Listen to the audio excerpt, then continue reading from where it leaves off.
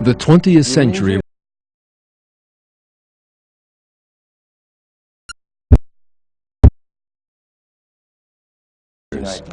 The ideology known as communism bears the great ideology that promotes the injustice, but which brings with it only death and fear. The bloody century of communism, and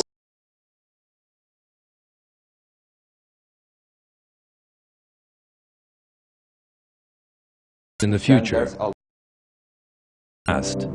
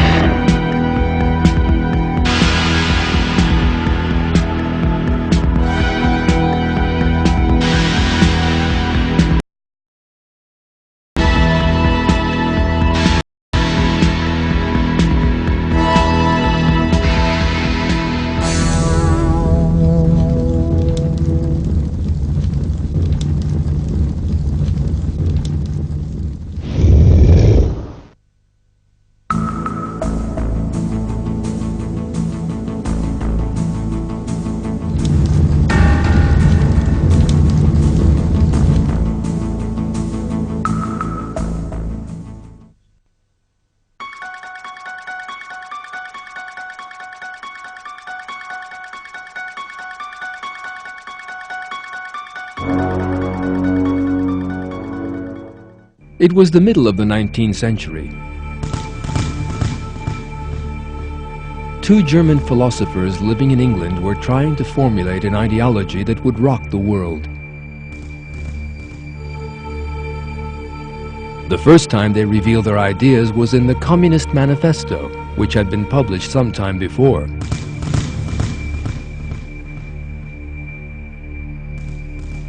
One of these two philosophers was Karl Heinrich Marx, the other Friedrich Engels. These two believed in a philosophy known as materialism.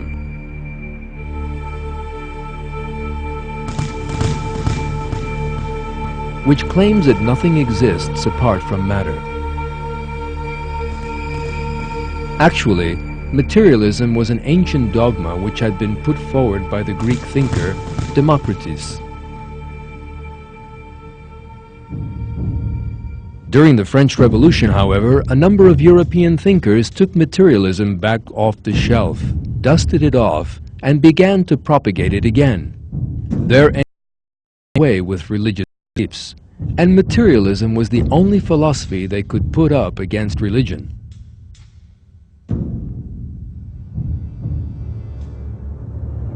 While supporting materialism on the one hand, Marx and Engels turned to a method known as dialectics, which claimed that conflict was the basic law of nature. For that reason, their theories came to be called dialectical materialism. Dialectics was a hypothesis maintaining that all development in the universe comes about as a result of conflict. The two philosophers attempted to see the world in terms of dialectical materialism. Marx wrote books on history and economics, attempting to make these conform to that dogma, and Engels did the same for science and philosophy. Furthermore, Marx tried to see into the future. In his view, the industrialized nations of Europe would shortly undergo bloody revolutions as a result of the dialectical principle of conflict. The working class, oppressed by the capitalists, would rise up and seize power, after which a communist system was established. The concepts of religion, morality, and the family would in this communist society. Marx and Engels were faced with a major difficulty, however. They viewed human history through the lens of dialectical materialism, even if they had to distort that history in the process. But what about natural history? There simply had to be a materialistic answer to that important question. That answer was provided by another ideologue, again living in England at the time.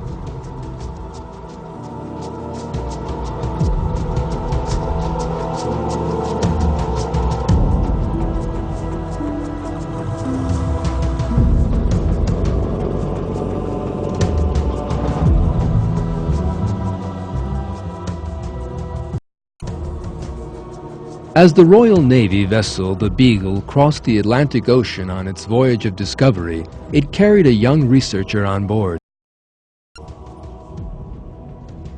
Charles Robert Darwin. Voyage on that ship to London in 1836. He spent the rest of his life trying to formulate a theory to explain how living things came into being.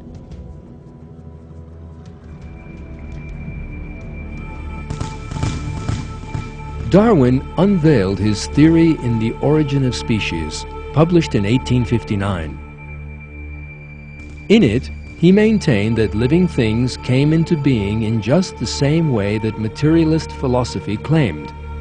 In other words, by a series of coincidences. What is more, he proposed that these coincidences work by means of conflict, as dialectic. In short, Darwin adopted nature to dialectical materialism.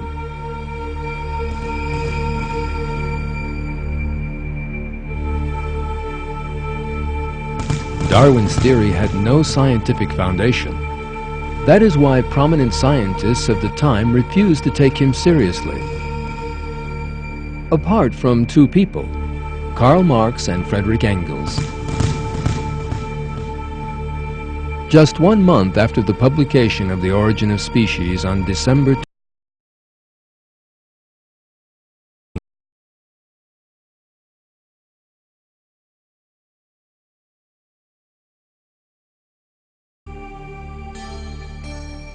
a letter from Marx to Engels shared the same excitement. These last few weeks I have read all sorts of things, among others, Darwin's book of natural selection. This is the book which contains the basis in natural history for our view.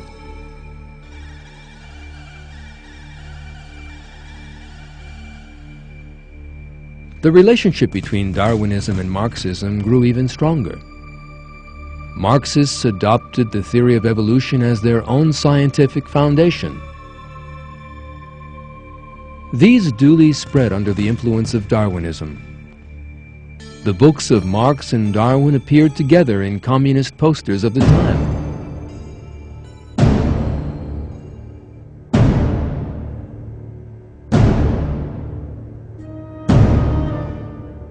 The Franco-Prussian War of 1871 allowed for the first experiment in the revolution Marx had dreamed of.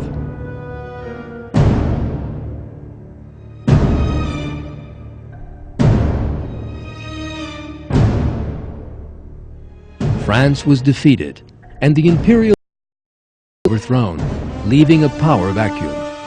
The Marxists seized their opportunity.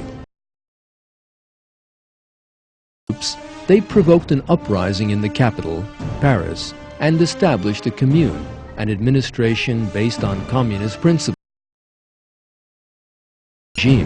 Paris turned into a city of terror. Churches and government buildings were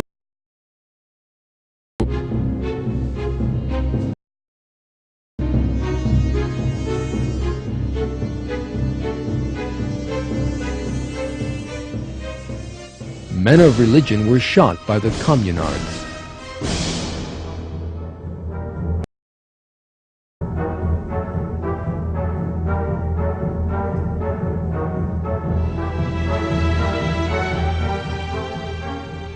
The streets were filled with barricades.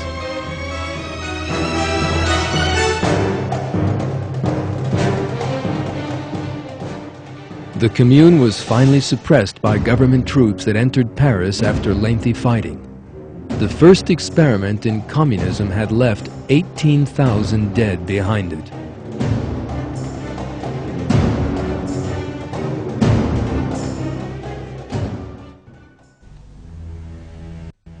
Yet how was it that Karl Marx's theories were able to spread so quickly? The answer to that question was provided by the famous German scientist Rudolf Virchow. At a Congress of Naturalists, Virchow took the floor to warn those biologists who supported Darwinism. Be careful of this theory, for this theory is very nearly related to the theory that caused so much dread in our neighboring country. Virchow was right. Darwin's theory of evolution was of great importance in the spread of Marxism among Western intellectuals. The theory portrayed human beings as a species of animal, claimed that they would develop by means of conflict, and most important of all, denied the idea of creation. These three great errors formed the basis of Marxism. The first of the communist revolutions built on that foundation was to take place in Russia.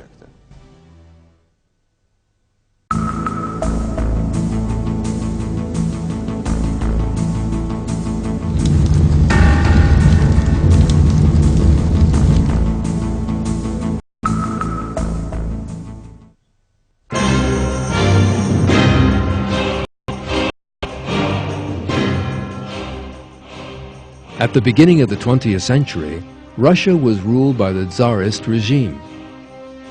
However, revolutionary communist ideas were beginning to spread among an increasing number of workers.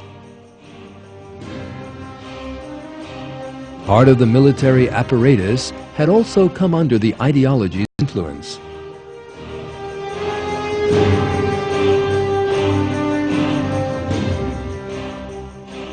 The leader of the communist movement in Russia was Vladimir Ilyich Lenin.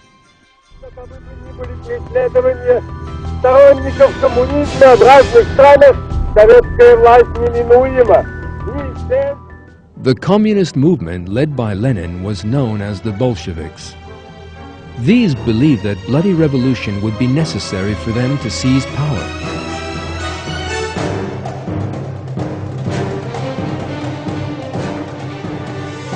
Despite the fact that they had been illegally organizing for years, they had been unable to achieve their aim.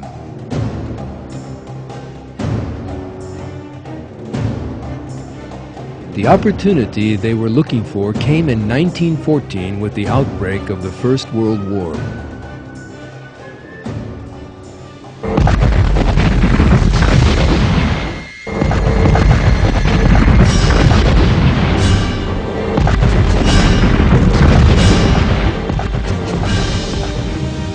That war was the bloodiest conflict that mankind had ever known.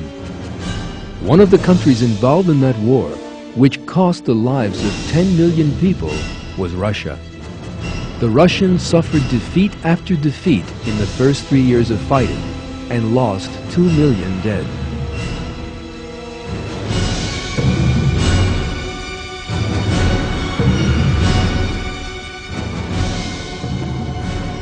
The suffering inflicted by the war dragged Russia towards revolution.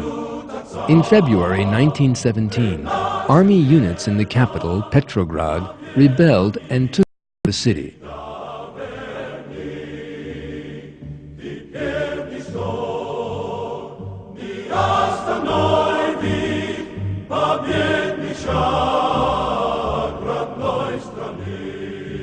Tsar Nicholas II, who was at the front encouraging his troops, set out for the city. His train was stopped by revolutionary troops, however, and the Tsar was arrested. All symbols of the Tsarist regime were destroyed by revolutionary soldiers.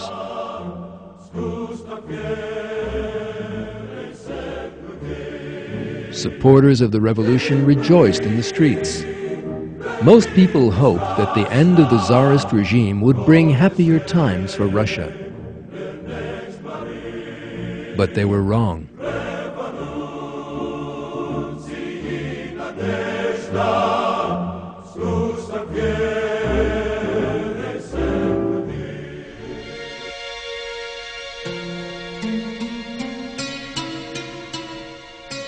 The Bolshevik contribution to the February 1917 revolution was actually quite minimal.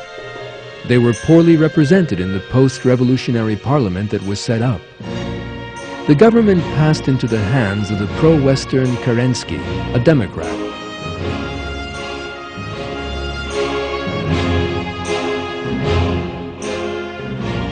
Lenin, then in exile, ordered his men to give the new government absolutely no support. He continued to organize the Bolsheviks for his own revolution.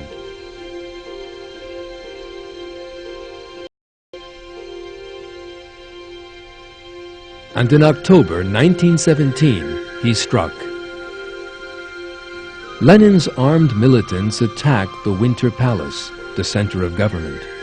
They killed those guards who resisted and carried out one of the easiest coups in history.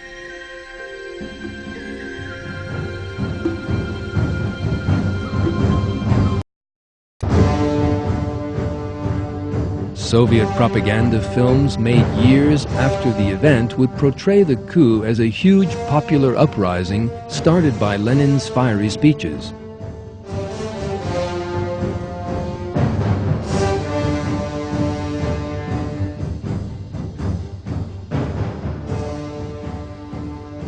The fact was, though, that the number of people who attacked the palace was less than 100, and 5 people died. Lenin started with a silent coup. Yet things were not to remain so.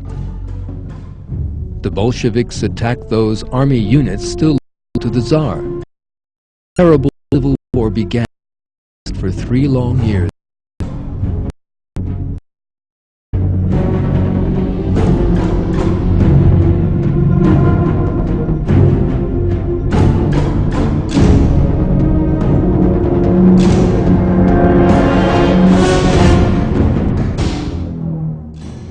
The Bolsheviks established a Red Army to prosecute that war.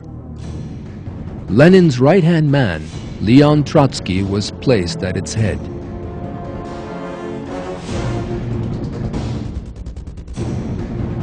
Red Army units and the secret police agency set up by Lenin, known as the Cheka, had no compunction about using the most ruthless methods to deal with monarchists and other anti-communist groups.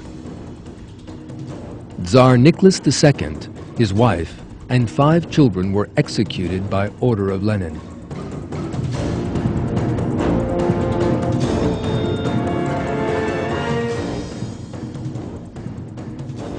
Those cities which refused to support the Bolshevik regime were ruined. In telegrams to his militants, Lenin ordered that all those who opposed the communist regime should be shot. The Bolsheviks arrested tens of thousands of people for the crime of opposing the regime. Most of these were tortured and executed en masse.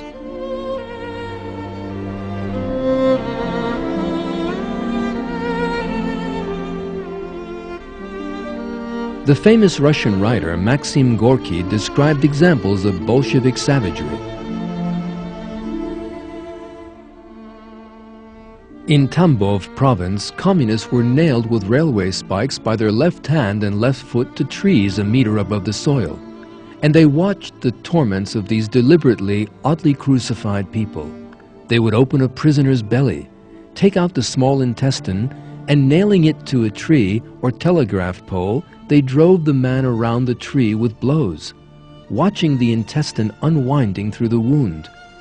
Stripping a captured officer naked, they tore strips of skin from his shoulders in the form of shoulder straps. A terrible fear fell over Russia, but the communist savagery had only just begun.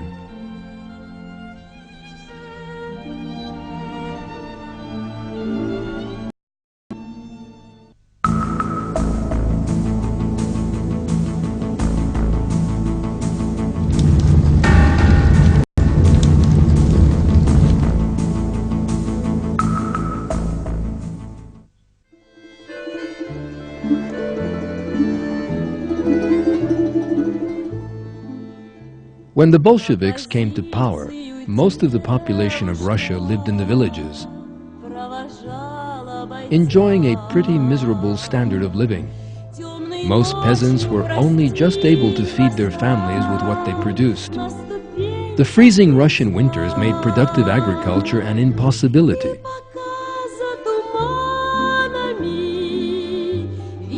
A decision taken by Lenin in 1918 inflicted an even worse disaster on millions of peasants who were already living in poverty. Private property was forbidden, and the peasants' goods were to be confiscated by the state.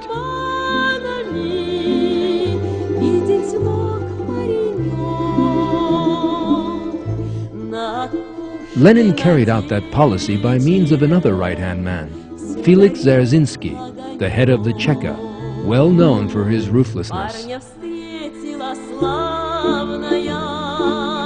Cheka officers descended on villages all over Russia and began rounding up peasants' crops and livestock at gunpoint. A quota to be handed over by every peasant and given to the Bolsheviks was drawn up.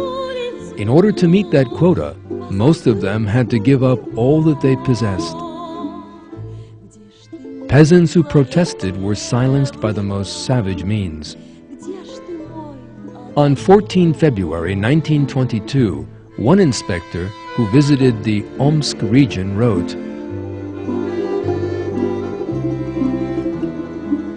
"Abuses of position by the requisitioning detachments, frankly speaking, have now reached unbelievable levels.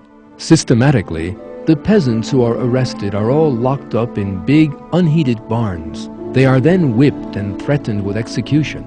Those who have not filled the whole of their quota are bound and forced to run naked all along the main street of the village and then locked up in another unheated hangar.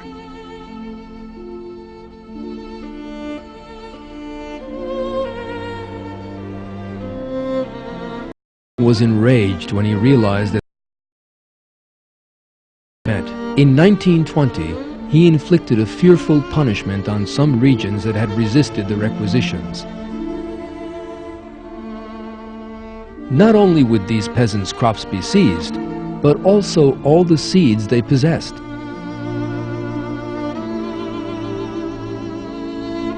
Confiscating the seeds meant that the peasants would be unable to produce a new crop. In other words, they would have nothing to eat. Then the famine began. 29 million people within the borders of Russia battled with starvation. In 1921 and 1922, 5 million starved agonizingly to death.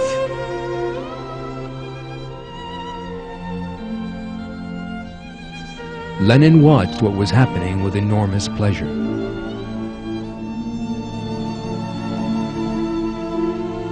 In his view, the famine was most useful.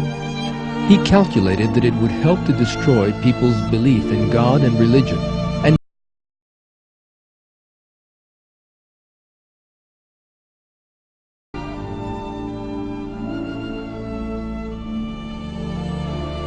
in the Black Book of Communism that sent shockwaves around the world, that devilish idea of Lenin's is discussed thus.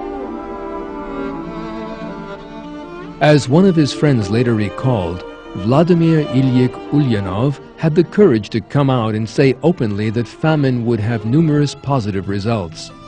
Famine, he explained, would bring about the next stage more rapidly and usher in socialism, the stage that necessarily followed capitalism. Famine would also destroy faith not only in the Tsar, but in God too. This is what Lenin wrote to the members of the Politburo on March 19, 1922. The present moment favors us. With the help of all those starving people who are starting to eat each other, who are dying by the millions, and whose bodies litter the roadside all over the country, it is now and only now that we can and therefore must confiscate all church property with all the ruthless energy we can muster. Our only hope is the despair engendered in the masses by the famine, which will cause them to look at us in a favorable light, or, at the very least, with indifference. These communications in the Soviet archives have revealed that Lenin deliberately brought about that dreadful famine which cost 5 million lives. That is the same conclusion arrived at by the historian Richard Pol Pot, who spent the book The Unknown Lenin. In his view, for humankind at large, Lenin had nothing but scorn. Individual human beings held for Lenin almost no interest, and he treated the working class much as a metal worker treated iron ore.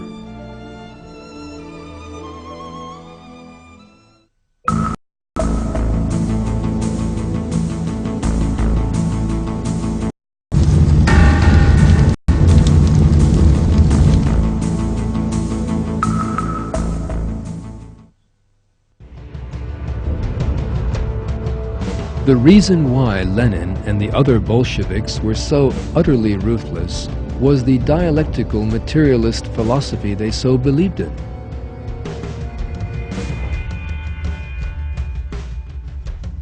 This philosophy regarded human beings as a kind of animal and maintained that violence and conflict were necessary for the development of mankind.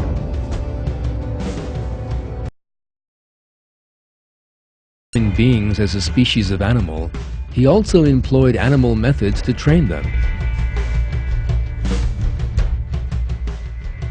In October 1919, he paid a personal visit to the Russian scientists Ivan Pavlov, famous for his conditioned reflex experiments on animals. Lenin wanted to impose these conditioned reflex methods on the whole of Russian society. Pavlov was astounded. "I want the masses of Russia to follow a communistic pattern of thinking and reacting," Lenin explained. Pavlov was astounded. It seemed that Lenin wanted him to do for humans what he had already done for dogs. "Do you mean that you would like to standardize the population of Russia? Make them all behave in the same way?" he asked.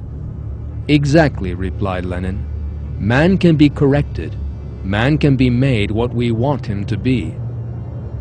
The so-called scientific basis for that philosophy that regarded human beings as a species of animal was Darwin's theory of evolution.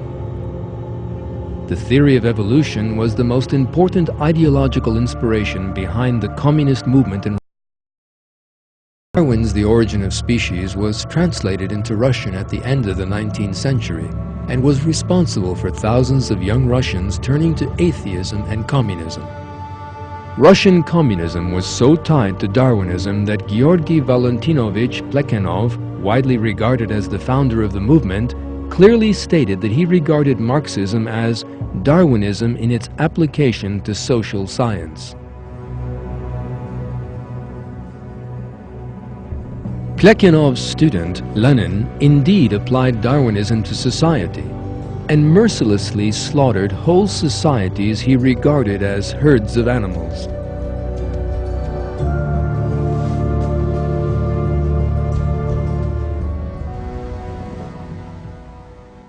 The truth is that human beings are not a species of animal, but are honorable beings created by God in possession of a soul.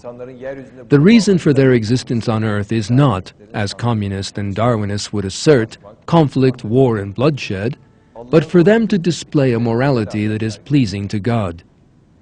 Only when man has understood this concept In other words, only when he lives by true religion will he find peace and happiness. The end of Lenin, who denied that fact, is a terrible warning.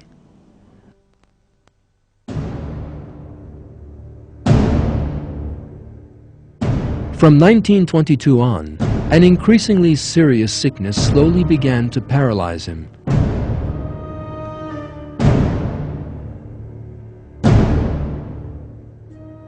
He spent most of 1923 in a wheelchair, suffering from terrible headaches.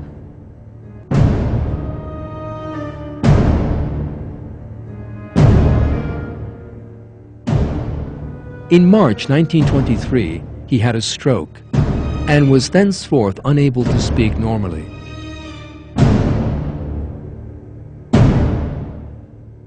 In the final months of his life, those who saw Lenin were terrified. His face had taken on a peculiar expression, and he was half mad. The final photograph taken of him shortly before his death was utterly ghastly.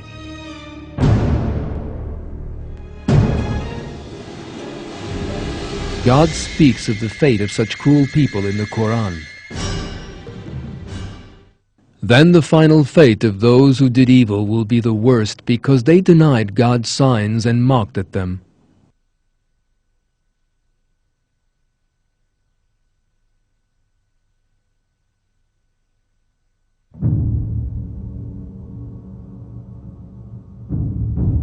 Lenin died on January 21, 1924.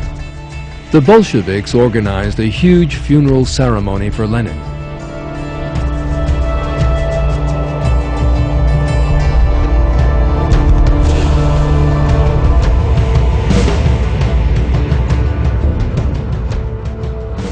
The leaders of the Communist Party decided to have his body, which had a tremendous importance for them, embalmed.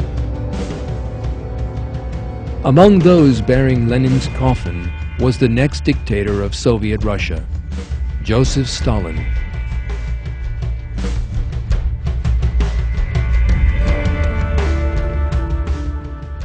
Stalin would rule Soviet Russia for nearly 30 years and establish a regime of such bloodshed and terror that would even surpass that of Lenin.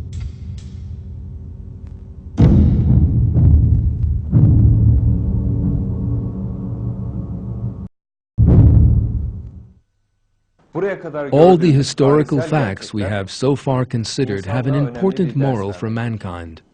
False ideas can lead to disasters for people and societies.